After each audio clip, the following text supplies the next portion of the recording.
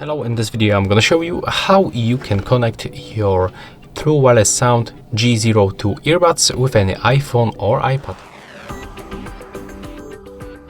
So to do this on your iOS device, first of all, remember to charge this charging case and earbuds inside for at least 20 or 30 minutes. And also remember to disconnect them from all previously connected devices.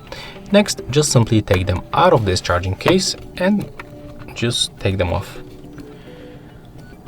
Now you will find that on the left earbud, this LED ring is blinking on the left and the right side. It means that we are in the pairing mode. So put them close to your iPhone, go to the settings, go for the Bluetooth, then turn it on by tapping on the switcher. And now from the devices list, select your G02 True Wireless Sound earbuds. And as you can see right now, we are successfully connected. So yeah, that's all for this video. Hope you like it.